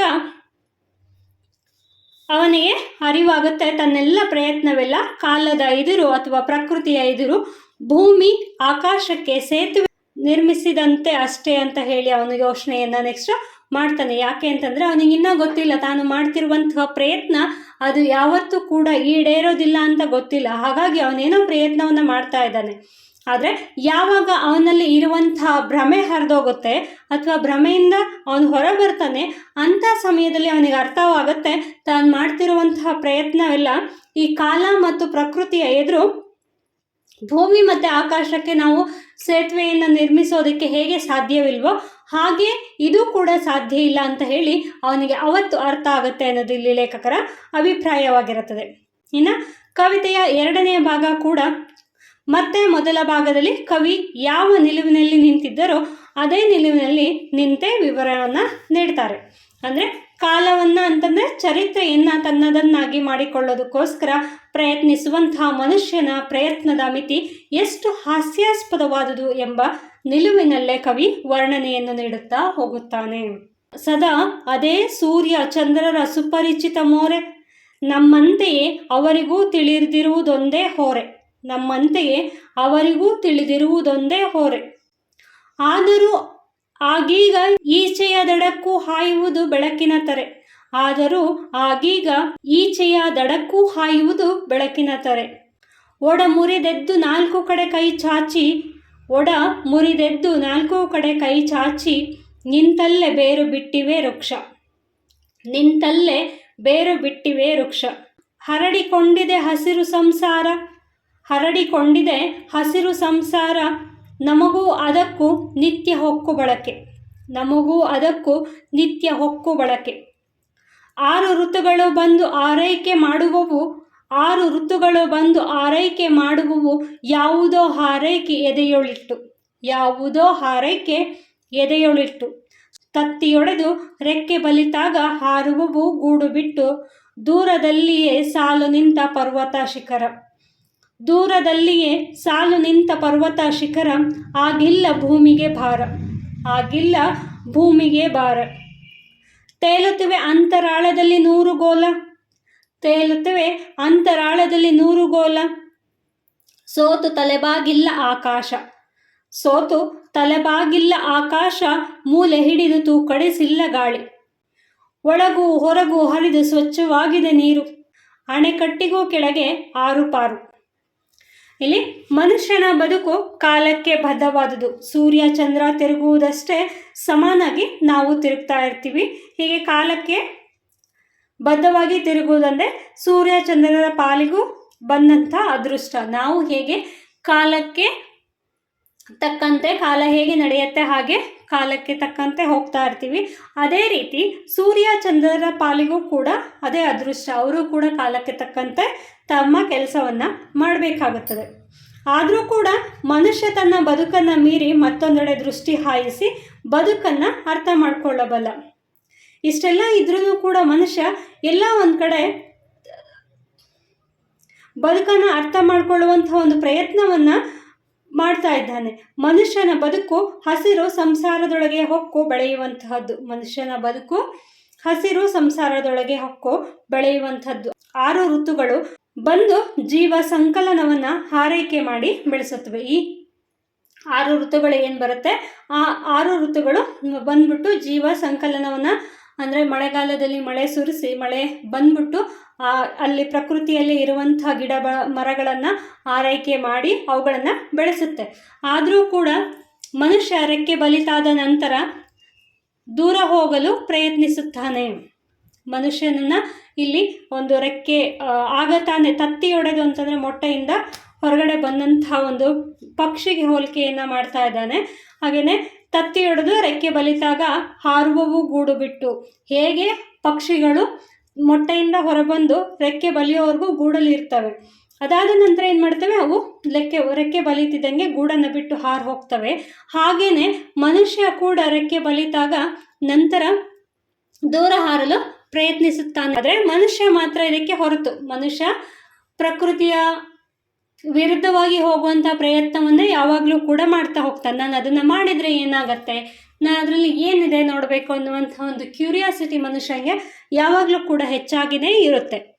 ಮನುಷ್ಯ ಮಾಡುವುದೆಲ್ಲ ಅಥವಾ ಸಾಧಿಸುವುದೆಲ್ಲ ಈ ಅಸಹಜತೆಯನ್ನು. ಮನುಷ್ಯ ಯಾವ ಸಾಧನೆಗಳನ್ನು ಮಾಡ್ತಾನೆ ಅಥವಾ ಮನುಷ್ಯ ಏನನ್ನು ಮಾಡೋದಕ್ಕೆ ಹೋಗ್ತಾನೆ ಅಂತಂದರೆ, ಮುಂದಿನ ಸಾಲುಗಳಲ್ಲಿ ಎತ್ತಿನ ಬಂಡಿ ಇಳಿದು ಬಸ್ಸಿನ ದಾರಿ ಕಾಯ್ದು ಕಾರಿನಲ್ಲಿ ತೂರಿ, ಎತ್ತಿನ ಬಂಡಿ ಇಳಿದು ಬಸ್ಸಿನ ದಾರಿ ಕಾಯ್ದು ಕಾರಿನಲ್ಲಿ ತೂರಿ, ಹಡಗ ಬಿಟ್ಟು ವಿಮಾನದಲ್ಲಿ ಹಾರಿ ಗೋಲಗಳ ಮೇಲೆ ದಾಳಿ ಮಾಡಿದ್ದೇವೆ, ಗೋಲಗಳ ಮೇಲೆ ದಾಳಿ ಮಾಡಿದ್ದೇವೆ. ಮೈಕಿನಲ್ಲಿ ಕೊಕ್ಕೊಕ್ಕೋ ಕೂಗಿ ತುರಾಯಿ ಕುಣಿಸಿ, ಮೈಕಿನಲ್ಲಿ ಕೊಕ್ಕೊಕ್ಕೋ ಕೂಗಿ ತುರಾಯಿ ಕುಣಿಸಿ ಬೆಳಗಾಯಿತೆಂದು ಭ್ರಮಿಸಿದ್ದೇವೆ. ಹೊಸದಾಗಿ ಮೂಡಿದ ಮೂಡಲ ಹೋರಿ ಮುಸುಗೊರೆದು ಅಡ್ಡ ದಿಡ್ಡಿ ಜಗ್ಗುತ್ತಿದೆ. ಜೊತೆಗಿರುವ ಸಾಧು ಎತ್ತಿನ ಕೂಡ ಕಾದಾಟ. ಹೌದು, ನಾವೆಲ್ಲ ಹೊಸಬರೇ. ಅಜ್ಜ ಮುತ್ತಜ್ಜರಿಗೆ ಮಂಗಳಾರತಿ ಮಾಡಿ ಕೈಯಲ್ಲಿ ಗಂಟೆ ಹಿಡಿದಿದ್ದೇವೆ. ನೈವೇದ್ಯಕ್ಕೆ ಪಾಕವೇ ಸಿದ್ಧವಾಗಿಲ್ಲ, ಆಗಲೇ ಪ್ರಸಾದ ಹಂಚಿದ್ದೇವೆ. ಎದುರಿಗಿದ್ದವರೆಲ್ಲ ಅದಲು ಬದಲು ಕಂಚಿ ಬದಲು ಹುಡುಕುತ್ತಿದ್ದೇವೆ ಕಣ್ಮುಚ್ಚಿ, ಇವರ ಬಿಟ್ಟವರಾರು. ಇದನ್ನು ಕೂಡ ಕೊನೆಯ ಸಾಲುಗಳಲ್ಲೂ ಕೂಡ ಲೇಖಕರು ಹಾಸ್ಯಾಸ್ಪದವಾಗಿ ಹೇಳ್ತಾ ಇದ್ದಾರೆ. ವೈಜ್ಞಾನಿಕ ಪ್ರಗತಿ ಸಾಧಿಸುತ್ತಾ ಬಂದ ಆಧುನಿಕ ಮನುಷ್ಯ ಚಂದ್ರ, ಮಂಗಳ, ಗುರು ಹೀಗೆ ಹಲವು ಗ್ರಹಗಳಿಗೂ ಇಂದು ದಾಳಿಯನ್ನ ಮಾಡಿದ್ದಾನೆ. ಇವನು ಚಂದ್ರ ಗ್ರಹಕ್ಕೆ ಹೋದ, ಮಂಗಳ ಗ್ರಹಕ್ಕೆ ಹೋದ, ಗುರು ಗ್ರಹಕ್ಕೆ ಹೋಗುವಂಥ ಪ್ರಯತ್ನ ಆಯಿತು. ಇಂಥ ಎಲ್ಲ ಪ್ರಯತ್ನಗಳನ್ನು ಯಾರು ಮಾಡಿದ್ದು? ಮನುಷ್ಯರು ಮಾಡಿದ್ರು. ಮೈಕಿನಲ್ಲಿ ಕಿರಿಚಿ ತನ್ನನ್ನು ತಾನೇ ದೊಡ್ಡ ಮನುಷ್ಯ ಅಂತ ಹೇಳಿ ಅವನು ಭ್ರಮಿಸ್ತಾ ಇದ್ದಾನೆ. ಆಧುನಿಕ ಮನುಷ್ಯ ವೈಜ್ಞಾನಿಕ ಪ್ರಗತಿಯನ್ನು ಸಾಧಿಸಿ ತನ್ನ ಸಾಧನೆಯನ್ನು ಕೊಚ್ಚಿಕೊಳ್ಳುವುದು ಹೇಗಿದೆ ಅಂತಂದರೆ, ಈಗ ಆಧುನಿಕ ಮನುಷ್ಯರು ಏನಿರ್ತಾರೆ ಅವರು ತಮ್ಮ ಸಾಧನೆಯನ್ನು ಮೈಕ್ಗಳ ಮೂಲಕ ಅವರು ಕೂಗಾಡುವುದರ ಮೂಲಕ ನಾನು ದೊಡ್ಡ ಮನುಷ್ಯ ಅಂತ ಹೇಳಿ ತನ್ನನ್ನೇ ತಾನು ಭ್ರಮಿಸ್ಕೊತಾ ಇದ್ದಾನೆ. ಅದಲ್ಲದೆ ನನ್ನಿಂದಲೇ ಈ ದೇಶ ಅಥವಾ ಈ ಭೂಮಿ ನಡೀತಾ ಇದೆ ಅನ್ನುವಂಥ ಒಂದಷ್ಟು ಭ್ರಮೆಯನ್ನು ಆತ ಹೊಂದಿದ್ದಾನೆ ಅನ್ನೋದನ್ನು ಈ ಒಂದು ಪ್ಯಾರದಲ್ಲಿ ಲೇಖಕರು ಹೇಳಿದ್ದಾರೆ. ಹೊಸದಾಗಿ ಹೂಡಿದ ಹೋರಿ ಮುಸುಗರೆದು ಅಡ್ಡಾದಿಡ್ಡಿ ಜಗ್ಗುವಂತಿದೆ ಅಷ್ಟೆ ಅಂತಂದರೆ, ಹೊಸದಾಗಿ ಅಂದರೆ ಬೇಸಾಯಕ್ಕೆ ಈ ಹೋರಿಗಳನ್ನು ಬಳಸ್ತಾರೆ. ಆ ಹೋರಿಗಳನ್ನು ಅನುಭವ ಇರುವಂಥ ಹೋರಿಗಳಿಗೂ ಅನುಭವ ಇಲ್ಲದೆ ಇರುವಂಥ ಹೋರಿಗಳು ಹೂಟೋದಕ್ಕೂ ತುಂಬ ಡಿಫ್ರೆನ್ಸಸ್ ಇರುತ್ತೆ. ಅನುಭವ ಇರೋದು ನೇರವಾಗಿ ಸಾಲಿನಲ್ಲಿ ಹೋಗ್ತಾ ಇರುತ್ತೆ, ಆದರೆ ಅನುಭವ ಇಲ್ಲದೆ ಇರೋದು ಅದಕ್ಕೆ ಹೆಂಗೆ ಹೋಗಬೇಕು ಅನ್ನೋದು ಗೊತ್ತಾಗಲ್ಲ. ಸ್ವಲ್ಪ ಟೈಮು ಟ್ರೈನಿಂಗ್ನ ತೊಗೋಬೇಕಾಗುತ್ತೆ. ಅಂಥ ಒಂದು ಹೋರಿ ಏನು ಮಾಡುತ್ತೆ, ಅಡ್ಡಾದಿಡ್ಡಿ ಎಲ್ಲಿ ಬೇಕಲ್ಲಿ ಓಡಾಡೋದಕ್ಕೆ ಶುರು ಮಾಡುತ್ತೆ. ಅದನ್ನು ರೈತನಾದವನು ಮೂಗ್ದಾರವನ್ನು ಹಿಡಿದು ಸರಿದಾರಿಗೆ ತರುವಂಥ ಒಂದು ಪ್ರಯತ್ನವನ್ನು ಮಾಡ್ತಾನೆ. ಹಾಗೆ ಇಲ್ಲಿ ಲೇಖಕರು ಮನುಷ್ಯ ಸಾಗುತ್ತಿರುವಂತಹ ರೀತಿಯನ್ನು ಅಥವಾ ಅವನು ಹೋಗ್ತಿರುವಂಥ ಒಂದು ರೀತಿಯನ್ನು ಹೊಸದಾಗಿ ಹೂಡಿದ ಹೋರಿ ಅಂತ ಹೇಳಿ ಹೋರಿಗೆ ಅವರು ಹೋಲಿಕೆಯನ್ನು ಮಾಡಿದ್ದಾರೆ. ಅದರ ಹೋರಾಟವಿಲ್ಲ ಜೊತೆಗಿರುವ ಸಾಧು ಎತ್ತಿನ ಕೂಡ. ಆಮೇಲೆ ಮನುಷ್ಯರು ಏನು ಮಾಡ್ತಾ ಇದ್ದಾರೆ, ತನ್ನ ಅಕ್ಕಪಕ್ಕದಲ್ಲಿ ತನಗಿಂತ ದೊಡ್ಡವ್ರು ಯಾರಿರ್ತಾರೆ ಅಥವಾ ತನಗಿಂತ ಶಕ್ತಿವಂತರು ಯಾರಿರ್ತಾರೆ ಅಂಥವರ ಜೊತೆಗೆ ಅವರು ಜಗಳ ಮಾಡೋದಕ್ಕೆ ಹೋಗೋದಿಲ್ಲ. ಅದ್ರ ಬದಲು ಏನು ಮಾಡ್ತಾರೆ, ಅವ್ರ ಜೊತೆಗೆ ಅವ್ರ ಅಕ್ಕಪಕ್ಕದಲ್ಲಿ ಅವ್ರ ಸುತ್ತಮುತ್ತ ಅವ್ರಿಗಿಂತ ಸ್ವಲ್ಪ ಸ್ಟ್ರೆಂತಲ್ಲಿ ಸ್ವಲ್ಪ ಕಮ್ಮಿ ಇರೋವಂಥವ್ರನ್ನ ಅವ್ರಿಗೆ ಯಾರು ತಿರುಗಿ ಉತ್ತರವನ್ನು ಕೊಡೋಲ್ಲ ಅಂಥವ್ರ ಜೊತೆಗೆ ಏನು ಮಾಡ್ತಾರೆ, ಜಗಳವನ್ನು ಮಾಡೋದಕ್ಕೆ ಹೋಗ್ತಾರೆ. ನಮ್ಮ ಪುರಾತನರು ಸಾಧಿಸಿರುವುದಕ್ಕಿಂತ ಆಧುನಿಕರಾದ ನಾವು ವಿಶೇಷವಾಗಿ ಏನೂ ಸಾಧಿಸಿಲ್ಲ, ಹಾಗೆ ಸಾಧಿಸಿರುವ ಭ್ರಮೆಯಲ್ಲಿ ನಾವು ಕಳೆದು ಹೋಗ್ತಿದ್ದೀವಿ ಅಷ್ಟೆ. ಹಾಗೆ ಮುಂದುವರೆದು ಲೇಖಕರು ಏನು ಹೇಳ್ತಾರೆ ಅಂತಂದರೆ, ಪುರಾತನ ಕಾಲದಲ್ಲೇ ನಮ್ಮ ದೇಶದಲ್ಲಿ ಇದ್ದಂಥ ಜನರು ಎಷ್ಟು ಫಾರ್ವರ್ಡ್ ಆಗಿದ್ರು ಅಂತಂದರೆ, ಇನ್ನು ಎಷ್ಟೋ ದಶಕಗಳು ಕಳೆದ್ರೂ ಕೂಡ ಭೂಮಿ ಹೇಗಿಲ್ಲ ಇರಬಹುದು ಅನ್ನುವಂಥ ಒಂದು ಭವಿಷ್ಯವನ್ನು ನುಡಿಯುವಷ್ಟು ಬುದ್ಧಿವಂತಿಕೆ ಅವರಲ್ಲಿತ್ತು. ಇಡೀ ಪ್ರಪಂಚಕ್ಕೆ ಒಂದು ಜ್ಞಾನವನ್ನು ಕೊಟ್ಟಂಥ, ಒಂದು ಸನ್ನೆಯನ್ನು ಕಂಡುಹಿಡಿದಂತಹ ದೇಶ ನಮ್ಮದು. ಆದ್ರೂ ಕೂಡ ಈಗ ಇರುವಂತಹ ಜನರೇನಿದ್ದಾರೆ ಅವರು ಹಿಂದಿನವರು ಏನನ್ನೂ ಸಾಧನೆ ಮಾಡಿಲ್ಲ, ನಾವೇ ಎಲ್ಲದನ್ನು ಸಾಧನೆ ಮಾಡಿದ್ದೀವಿ ಅನ್ನುವಂಥ ಒಂದು ಭ್ರಮೆಯಲ್ಲಿ ಬದುಕ್ತಾ ಇದ್ದಾರೆ. ಅಂದರೆ ಆಧುನಿಕ ಮಾನವ ವೈಜ್ಞಾನಿಕವಾಗಿ ಪ್ರಗತಿ ಮಾನವತೆಗೆ ವಿಶೇಷವಾಗಿ ಕೊಡುಗೆಯನ್ನೇನೋ ಕೊಟ್ಟಿಲ್ಲ. ಅವನು ಹಿಂದೆ ಏನು ಜನರು ಮಾಡಿದ್ರು ಅದರಿಂದನೇ ಮುಂದುವರಿಸ್ಕೊಂಡು ಹೋಗ್ತಿದ್ದಾನೆ ಹೊರತು ಅವನು ಹಾಗೆ ಹೊಸದಾಗಿ ಏನನ್ನೂ ಕಂಡುಹಿಡ್ದಿಲ್ಲ. ಹಿಂದೆ ಇದ್ದಿದ್ದನ್ನೇ, ಹಿಂದೆ ಸ್ವಲ್ಪ ಮಟ್ಟಿಗೆ ಇತ್ತು ಟೆಕ್ನಾಲಜಿ, ಅವಾಗ ಅಷ್ಟೆಲ್ಲ ಫಾರ್ವರ್ಡ್ ಆಗಿರಲಿಲ್ಲ. ಈಗ ಏನು ಮಾಡಿದ್ದಾರೆ ಅದನ್ನೇ ಫಾರ್ವರ್ಡ್ ಮಾಡ್ಕೊಂಡು ಹೋಗಿದ್ದಾರೆ. ಅದು ಬಿಟ್ಟು ಅವನೇನನ್ನು ಹೆಚ್ಚಾಗಿ ಮಾಡಿಲ್ಲ. ಹಾಗಾಗಿ ಅವನೇನು ಹೆಚ್ಚೇನು ಕೊಡುಗೆಯನ್ನು ಕೊಟ್ಟಿಲ್ಲ. ಆದರೆ ಮನುಷ್ಯ ಏನು ಯೋಚನೆ ಮಾಡ್ತಾ ಇದ್ದಾನೆ, ನಾನೇ ಪ್ರಪಂಚಕ್ಕೆ ಎಲ್ಲದನ್ನೂ ಕೊಟ್ಟಿದ್ದು, ನನ್ನಿಂದನೇ ಪ್ರಪಂಚ ಅನ್ನುವಂಥ ಒಂದು ಭ್ರಮೆಯಲ್ಲಿ ಬದುಕ್ತಾ ಇದ್ದಾನೆ ಅಂತ ಹೇಳಿ ಲೇಖಕರು ಹೇಳ್ತಾ ಇದ್ದಾರೆ. ಅದಲು ಬದಲು ಕಂಚಿ ಬದಲು ಹುಡುಕುತ್ತಿದ್ದೇವೆ ಕಣ್ಮುಚ್ಚಿ, ಇವರ ಬಿಟ್ಟವರಾರು. ಇದು ಒಂದು ಗ್ರಾಮೀಣ ಆಟದ ಒಂದು ಸಾಲು. ಇದು ಮಕ್ಕಳು ಕಣ್ಣ ಮುಚ್ಚೆ ಏನು ಆಟ ಆಡ್ತಾರೆ ಅವಾಗ ಈ ಒಂದು ಸಾಲನ್ನು ಹೇಳ್ತಾ ಇದ್ರು. ಅದೇ ರೀತಿ ಇಲ್ಲಿ ಹಾಸ್ಯಾಸ್ಪದವಾಗಿ ಆ ಸಾಲನ್ನು ಅವರು ಬಳಸಿದ್ದಾರೆ. ಇಲ್ಲಿ ಮತ್ತೆ ಲೇಖಕರು ತಮ್ಮ ಕವಿತೆಯ ಮೂಲಕ ಏನನ್ನ ಹೇಳ್ತಿದ್ದಾರೆ ಅಂದರೆ, ಕಾಲವನ್ನು ಕುರಿತು ಅವರು ಏನು ಯೋಚನೆಯನ್ನು ಮಾಡಿದ್ರು ಅದು ಮನುಷ್ಯನ ಅಳತೆಗೆ ಹಿಡಿತಕ್ಕೆ ಎಂದೂ ಸಿಗೋದಿಲ್ಲ ಅನ್ನೋದನ್ನ ಈಗಾಗಲೇ ಅವರು ಕೆಲವೊಂದಷ್ಟು ಎಕ್ಸಾಂಪಲ್ನ ಕೊಟ್ಟು ಕೂಡ ಹೇಳಿದ್ದಾರೆ. ಈ ಖಚಿತ ನಿಲುವನ್ನು ಅವರು ಕವಿತೆಯಲ್ಲಿ ಶೋಧಿಸುತ್ತಾ ಬೇರೆಯವರು ಯಾವುದೇ ತೀರ್ಮಾನಗಳಿಗೆ ಬರುವುದಿಲ್ಲ, ಬದಲಿಗೆ ನಿಸರ್ಗವೇ ಮನುಷ್ಯನ ಶಕ್ತಿಗಿಂತ ಬಹಳ ಹಿರಿಯದ್ದು. ಇಲ್ಲಿ ಮನುಷ್ಯ ಹೆಚ್ಚ ಅಥವಾ ನಿಸರ್ಗ ಹೆಚ್ಚು ಅಂತ ಹೋದರೆ, ನಾವು ಹೇಗೆ ನೋಡೋಕೆ ಹೋದ್ರೂ ಕೂಡ ಮನುಷ್ಯ ಎಷ್ಟೇ ಟೆಕ್ನಾಲಜಿಯಲ್ಲಿ ಮುಂದುವರೆದಿರ್ಬೋದು, ಎಷ್ಟೇ ಅವನು ಬುದ್ಧಿವಂತ ಆಗಿರ್ಬೋದು, ಆದರೆ ಈ ಪ್ರಕೃತಿಯನ್ನು ಮೀರಿಸೋದಕ್ಕೆ, ಈ ಪ್ರಕೃತಿಯನ್ನು ಮೀರಿ ಅವನು ಮುಂದೆ ಹೋಗೋದಕ್ಕೆ ಅವನ ಕೈಲಿ ಯಾವತ್ತೂ ಕೂಡ ಸಾಧ್ಯ ಇಲ್ಲ. ಹಾಗಾಗಿ ಇಲ್ಲಿ ಮನುಷ್ಯ ಮತ್ತು ಪ್ರಕೃತಿ ಅಂತ ಹೇಳಿ ತಗೊಂಡ್ರೆ ಇಲ್ಲಿ ಪ್ರಕೃತಿಯೇ ದೊಡ್ಡದಾಗಿ ಕಾಣಿಸುತ್ತೆ.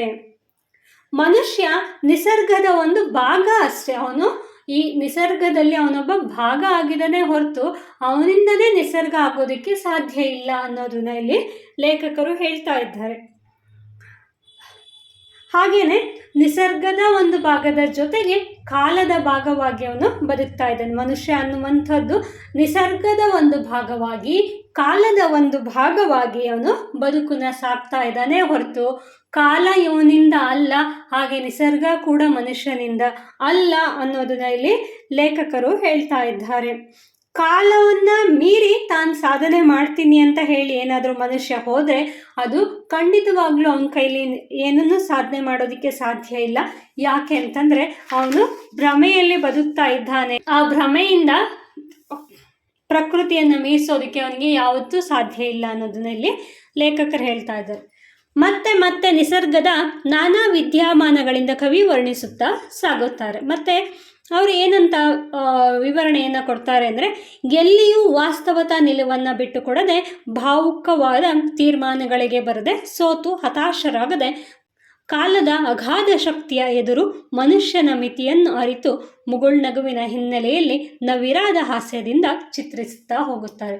ಇಲ್ಲಿ ಯಾವುದೇ ಒಂದು ವಿಚಾರವನ್ನು ಬೇರೆಯವರಿಗೆ ನೋವು ಮಾಡಬೇಕು ಅನ್ನುವಂಥ ಉದ್ದೇಶದಿಂದಾಗಲಿ ಅಥವಾ ಅವರಿಗೆ ಸೀರಿಯಸ್ ಆಗಿ ನಾನು ಹೇಳಲೇಬೇಕು ಅನ್ನುವಂಥ ವಿಚಾರದಿಂದಾಗಲಿ ಇಲ್ಲಿ ಲೇಖಕರು ಕವಿತೆಯನ್ನು ಬರೆದಿಲ್ಲ. ಜೊತೆಗೆ ಅವರು ಈ ಕವಿತೆಯನ್ನು ಹೇಗೆ ಬರೆದಿದ್ದಾರೆ ಅಂದರೆ ಹಾಸ್ಯಾಸ್ಪದವಾಗಿ, ನಗ್ನಗ್ತಾನೆ, ತಮಾಷೆಯಾಗಿಯೇ ಜನರಿಗೆ ಅವರ ನಿಲುವನ್ನು ತೋರಿಸ್ಬೇಕು ಅನ್ನೋದು ಇಲ್ಲಿ ಕವಿಯ ಆಶಯವಾಗಿರುತ್ತೆ. ಹಾಗೆಯೇ ಅವರು ತಮ್ಮ ಕವಿತೆಯ ಹಿನ್ನೆಲೆಯಲ್ಲಿ ಅವರು ಹಾಸ್ಯವನ್ನು ಚಿತ್ರಿಸುತ್ತಾ ಹೋಗಿದ್ದಾರೆ.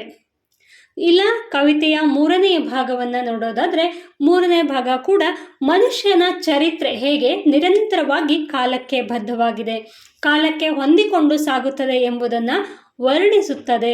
ಮನುಷ್ಯನ ಚರಿತ್ರೆ ಹೇಗೆ ನಿರಂತರವಾಗಿ ಕಾಲಕ್ಕೆ ಬದ್ಧವಾಗಿ, ನಾವು ಕಾಲಕ್ಕೆ ಬದ್ಧವಾಗಿಯೇ ಯಾವಾಗಲೂ ಬದುಕಬೇಕು, ಹಾಗೆಯೇ ಬದ್ಧವಾಗಿ ಹೇಗೆ ನಾವು ಹೊಂದ್ಕೊಂಡು ಸಾಕ್ತಾ ಇದ್ದೀವಿ ಅನ್ನೋದನ್ನು ಈ ಒಂದು ಸಾಲುಗಳು ಹೇಳ್ತಾ ಹೋಗುತ್ತೆ. ಸಾಂದರ್ಭಿಕವಾಗಿ ಕಾವ್ಯ ಚರಿತ್ರೆಯನ್ನು ಅದರ ಮಿತಿ ಮೇರೆಗಳನ್ನು ವರ್ಣಿಸಿ, ಕಾಲದ ಇದಿರು ಮನುಷ್ಯನ ಬದುಕೆಂದರೆ ಸೋಲು ಗೆಲುವುಗಳ ನಿರಂತರ ಯಾನ ಮಾತ್ರ ಎಂಬ ತೀರ್ಮಾನದಲ್ಲಿ ಕವಿತೆ ಮುಕ್ತಾಯವಾಗುತ್ತದೆ. ಬದುಕು ಅಂತಂದರೆ ಸೋಲು ಗೆಲುವು ಎರಡೂ ಇರುತ್ತೆ. ಇಲ್ಲಿ ಯಾವಾಗಲೂ ಒಬ್ಬ ವ್ಯಕ್ತಿ ಸೋಲ್ತಾನೆ ಹೋಗೋದಕ್ಕೆ ಸಾಧ್ಯ ಇಲ್ಲ, ಹಾಗೆಯೇ ಯಾವಾಗಲೂ ಒಬ್ಬ ವ್ಯಕ್ತಿ ಗೆಲ್ತಾನೆ ಇರೋದಕ್ಕೆ ಸಾಧ್ಯ ಇಲ್ಲ. ಇಲ್ಲಿ ಬದುಕು ಅನ್ನುವಂಥದ್ದು ಮನುಷ್ಯನ ಬದುಕೆ ಹಾಗೆ, ಸೋಲು ಗೆಲುವು ಎರಡೂ ಕೂಡ ನಿರಂತರವಾಗಿ ಸಾಕ್ತಾನೆ ಇರುತ್ತೆ.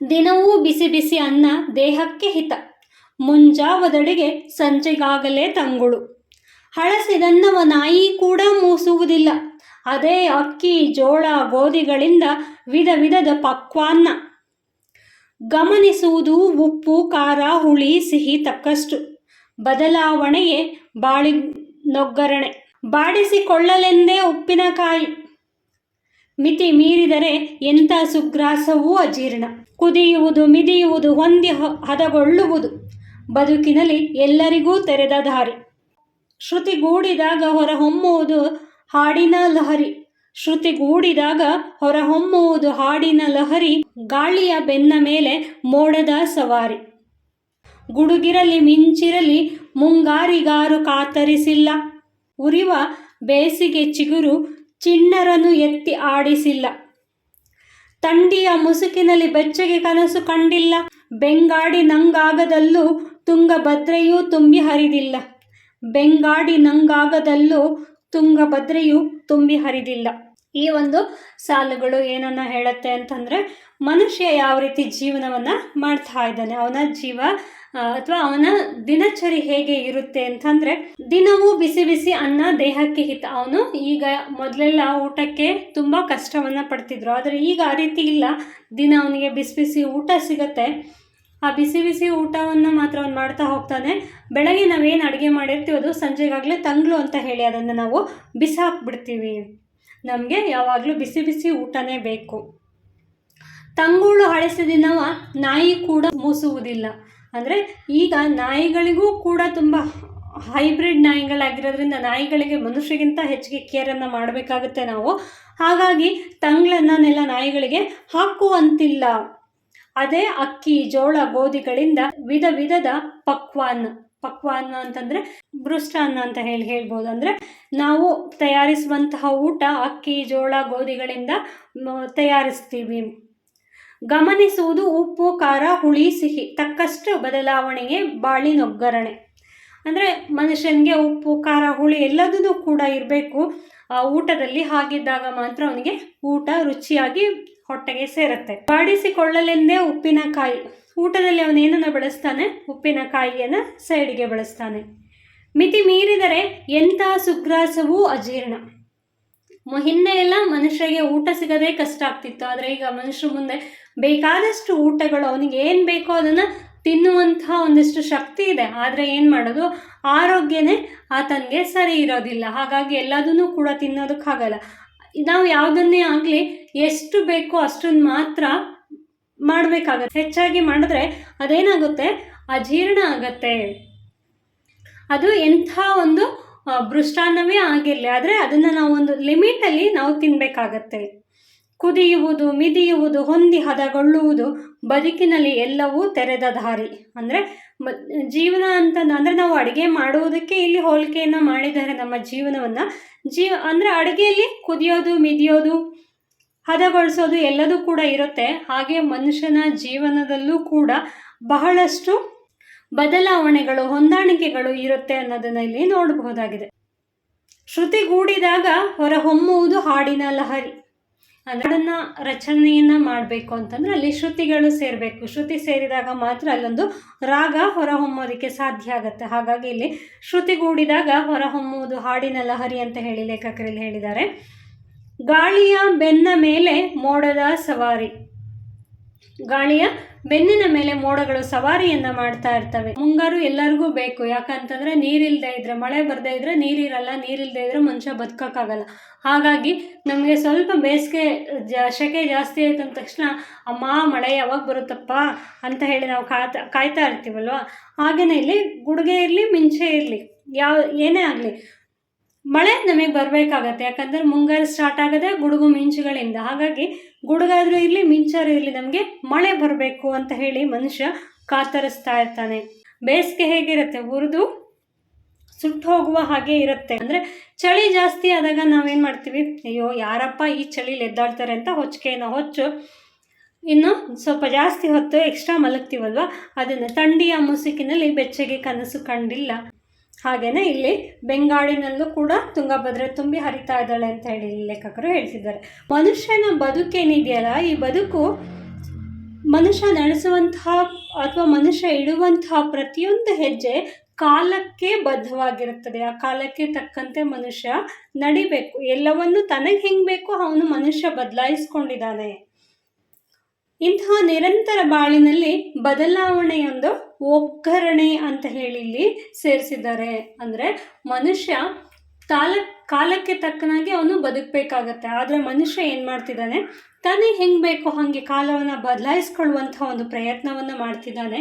ಹಾಗಾಗಿ ನಾವು ಊಟದಲ್ಲಿ ರುಚಿ ಬೇಕು ಅಂತಂದರೆ ಏನು ಮಾಡ್ತೀವಿ, ಒಗ್ಗರಣೆಯನ್ನು ಹಾಕ್ತೀವಲ್ವ. ಹಾಗೆ ಮನುಷ್ಯ ಕೂಡ ತನ್ನ ಜೀವನದಲ್ಲಿ ಬದಲಾವಣೆಯನ್ನು ತರೋದಕ್ಕೋಸ್ಕರ ಕಾಲಕ್ಕೆ ಒಗ್ಗರಣೆಯನ್ನು ಹಾಕಿ ಅವನು ರುಚಿಯನ್ನು ಇನ್ನೂ ಹೆಚ್ಚು ಮಾಡುವಂಥ ಒಂದು ಪ್ರಯತ್ನವನ್ನು ಮಾಡ್ತಾ ಇದ್ದಾನೆ.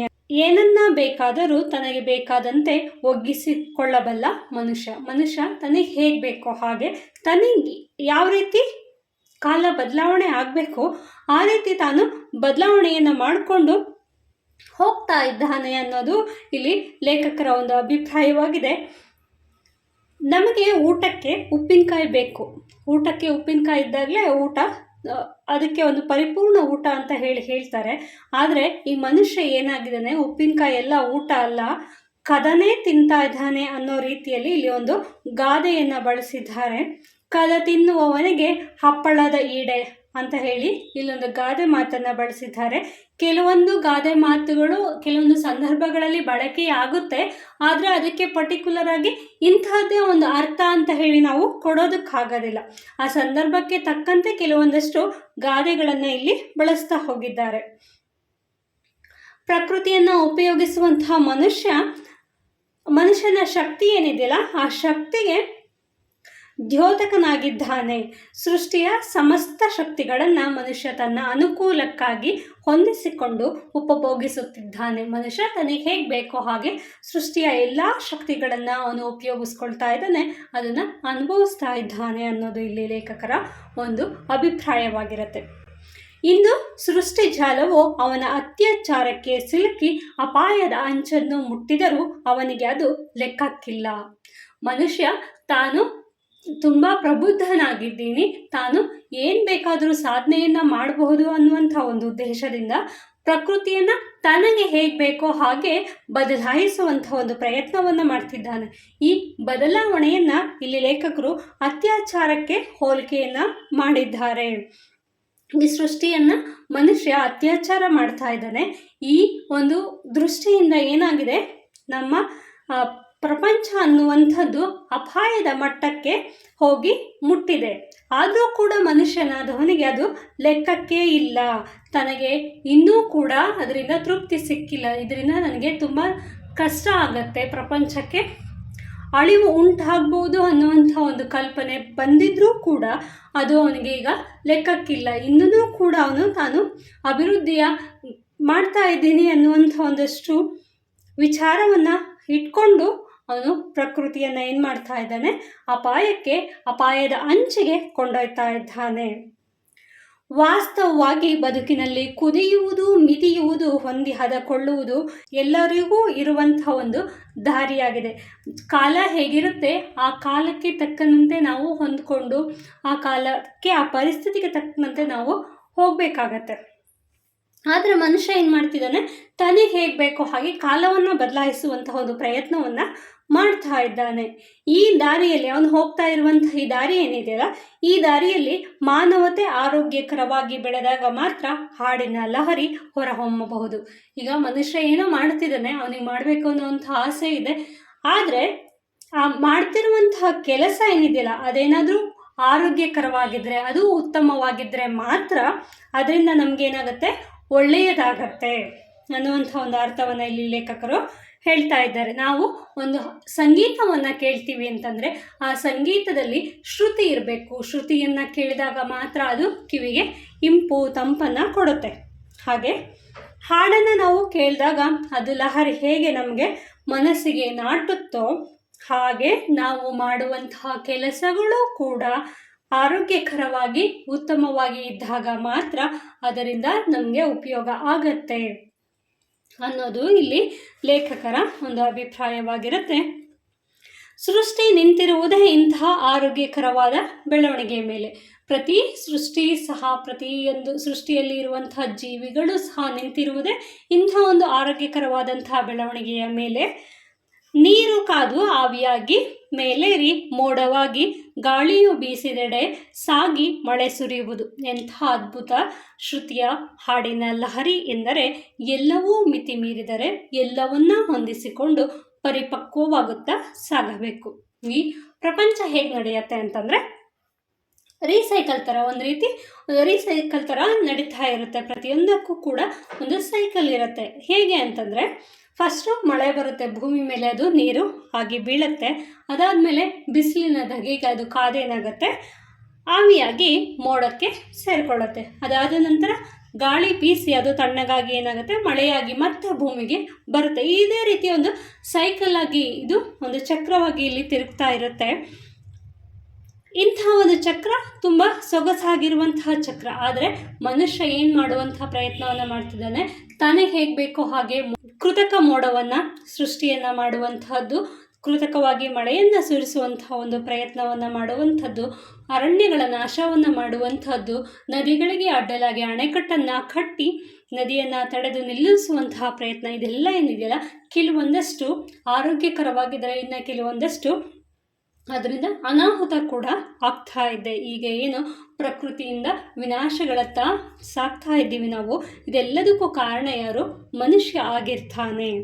ಈ ಎಲ್ಲ ಒಂದು ರೀಸೈಕಲ್ ಅಥವಾ ಸೈಕಲ್ ಏನಿರುತ್ತೆ, ಆ ಸೈಕಲ್ ಎಲ್ಲದೂ ಒಂದು ಲಿಮಿಟೇಷನಲ್ಲಿ, ಅದಕ್ಕೆ ರೀತಿ ನೀತಿ ಏನಿರುತ್ತೆ ಹಾಗೆಯೇ ಅದು ಸಾಗ್ತಾ ಹೋಗಬೇಕು. ಒಂದು ವೇಳೆ ಅದು ಮಿತಿ ಮೀರಿದರೆ ಅಥವಾ ತನ್ನ ಚಕ್ರದ ಪಥ ಬದಲಾದರೆ ಅದೇನಾಗತ್ತೆ, ಅಥವಾ ದಾರಿ ಬದಲಾದರೆ ವಿನಾಶ ಆಗತ್ತೆ ಅನ್ನೋದು ಇಲ್ಲಿ ಲೇಖಕರ ಅಥವಾ ಕವಿಗಳ ಒಂದು ಅಭಿಪ್ರಾಯವಾಗಿರುತ್ತೆ.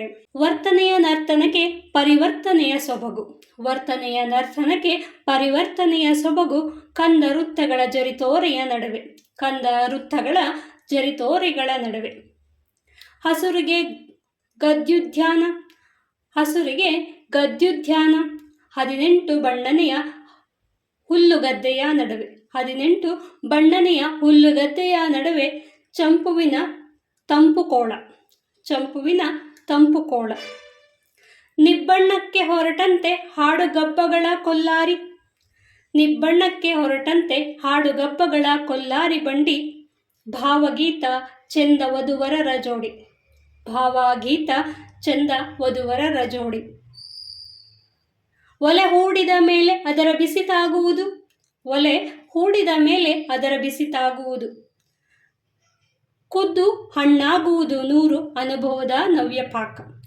ಖುದ್ದು ಹಣ್ಣಾಗುವುದು 100 ಅನುಭವದ ನವ್ಯ ಪಾಕ, ಬಲಗಡೆ ಅಂಗಿಯಿಂದ ಬುಷ್ಕೋಟಿನವರೆಗೂ, ಬಲಗಡೆ ಅಂಗಿಯಿಂದ ಬುಷ್ಕೋಟಿನವರೆಗೂ ತೊಟ್ಟು ಕಳಚಿದ್ದೇವೆ, ಮಾಡಿ ಉಂಡಿದ್ದೇವೆ ನಮಗೆ ಸೇರಿದ ಅಡಿಗೆ, ಮಾಡಿ ಉಂಡಿದ್ದೇವೆ ನಮಗೆ ಸೇರಿದ ಅಡಿಗೆ, ಇರಬಹುದು ಇದರಲ್ಲಿ ಕೆಲ ಭಾಗ ಜೀವನ ಸತ್ವ ಕಡಿಮೆ, ಇದ್ದ ಶಕ್ತಿಯಲ್ಲಿ ತುಸು ದೂರ ನಡೆದಿದ್ದೇವೆ, ಇದ್ದ ಶಕ್ತಿಯಲ್ಲಿ ತುಸು ದೂರ ನಡೆದಿದ್ದೇವೆ, ರೂಢಿಯಾಗಿದೆ ಒಬ್ಬೊಬ್ಬರಿಗೂ, ರೂಢಿಯಾಗಿದೆ ಒಬ್ಬೊಬ್ಬರಿಗೂ ಒಂದೊಂದು ಬಗೆಯ ನಡೆಗೆ, ಮುಖ್ಯ ಬೇಕಾದದ್ದು ಜೀವಂತ ಗತಿ ನೆತ್ತರಿನ ಕೊಡುಗೆ.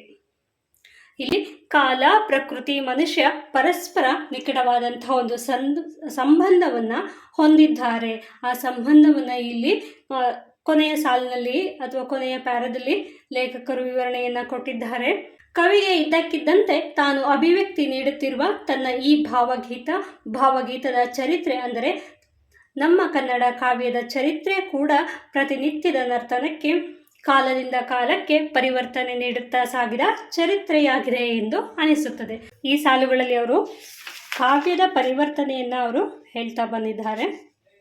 ಅದಾದ ನಂತರ ಕೊನೆಗೆ ನೋಡೋದಾದರೆ, ಕಾಲ ನಿಲ್ಲುವುದಿಲ್ಲ, ನಾವು ಕೂಡುವುದಿಲ್ಲ, ಕಾಲ ನಿಲ್ಲುವುದಿಲ್ಲ, ನಾವು ಕೂಡುವುದಿಲ್ಲ, ಮಳೆ ಬಂದರೂ ಕಾಮನ ಬಿಲ್ಲು ಮೂಡುವುದೆಂಬ ನಿಯಮವಿಲ್ಲ, ಮಳೆ ಬಂದರೂ ಕಾಮನ ಬಿಲ್ಲು ಮೂಡುವುದೆಂಬ ನಿಯಮವಿಲ್ಲ, ಹಗಲಿರುಳ ಗಾಳಿಯಲ್ಲಿ ಸೋಲ ಗೆಲುವಿನ ಕೀಲು ಭದ್ರ, ಹಗಲಿರುಳ ಗಾಳಿಯಲ್ಲಿ ಸೋಲ ಗೆಲುವಿನ ಕೀಲು ಭದ್ರ, ಪಂದ್ಯಾಟದಲ್ಲಿ ಯಾರೋ ಹೆಸರು ಕೊಡಬಹುದು, ಪಂದ್ಯಾಟದಲ್ಲಿ ಯಾರೋ ಹೆಸರು ಕೊಡಬಹುದು, ನಿಂತವರಿಗೂ ಉಂಟು ಸಂತಸ ಪಡುವ ಭಾಗ್ಯ, ನಿಂತವರಿಗೂ ಉಂಟು ಸಂತಸ ಪಡುವ ಭಾಗ್ಯ,